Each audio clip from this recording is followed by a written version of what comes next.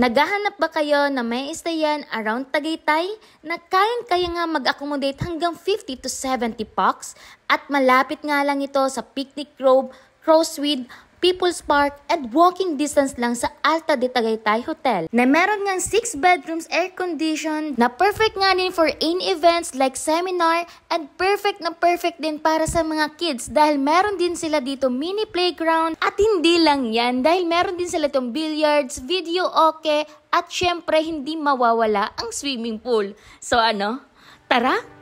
Hello mga B! So dito nga kami ngayon mag-i-stay sa King's Mansion Resort. Located nga lang ito sa Tagaytay at malapit nga lang sila sa Alta de Tagaytay Hotel. Aba grabe naman dito, talagang literal na mansyon. Diba mga B? Parang perfect nga din siya for pictorial. Kaya tara, iikot ko na kayo dito sa kanilang mansyon. So first ipapakita ko muna sa inyo ang kanilang master bedroom. Wow! Kaya pala naging master bedroom to kasi ganito kalawak ang kanilang room. So ganito mga B ang itsura ng kanilang master bedroom. So kasya nga dito mga B ang 3 queen size bed na up to 12 to 15 capacity ha. And ganito naman ang itsura ng kanilang toilet and bath. At meron nga din sila ditong jacuzzi. O diba, kabog? At next, ipapakita ko naman nga sa inyo mga B ang kanilang guest room na kayang-kaya nga mag-accommodate hanggang 10 pax. Dahil meron nga din sila dito mga extra mattresses na pwede nyong gamitin. And sobrang laki nga din ng kanilang toilet and bath dahil meron nga din sila ditong pa-bathtub. Saktong-sakto nga ito mga B sa mga naghahanap dyan na venue dahil meron din silang setup dito sa taas. Like seminars,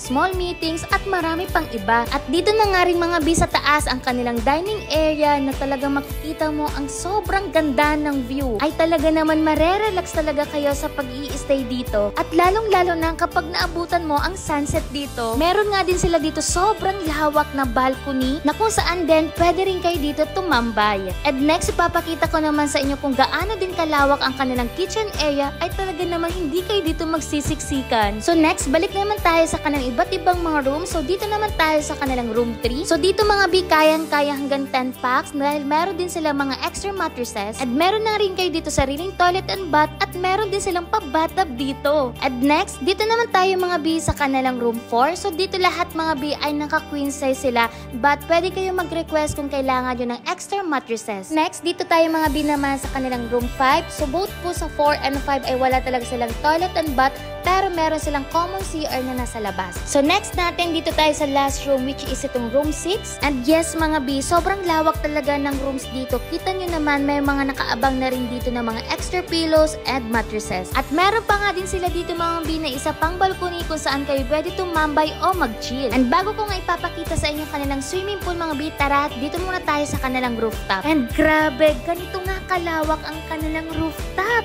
Sobrang lawak mga B as in. At kitang-kita mo nga din ditong overlooking Taal Lake. At talaga naman napakasarap naman ng simoy ng hangin. And last, dito na nga tayo mga B sa kanang swimming pool na merong 3 feet to 7 feet. And sa tabi nga niya mga B, meron na rin mga upuan. At dito na rin nga nakalagay yung mga for entertainment like billiards, video okay. And dito na nga rin nakalocate mga B ang kanilang mini playground na perfect for your kids. And perfect nga din ito mga B kung maaabutan nyo dito ang sunset. At sa gabi naman, meron din sila dito pa disco light na perfect nga to hang out with your friends or families. Kaya sa mga naghahanap dyan na may stayan o venue around Tagaytay na kayang-kaya mag-accommodate hanggang 50 to 70 packs, pabook na rin kayo dito sa King's Mansion Resort. Kaya for more inquiries or bookings, message na lang kayo sa kanilang official page na nasa screen ko. Again, this is Binibining April. Until next time, mwah!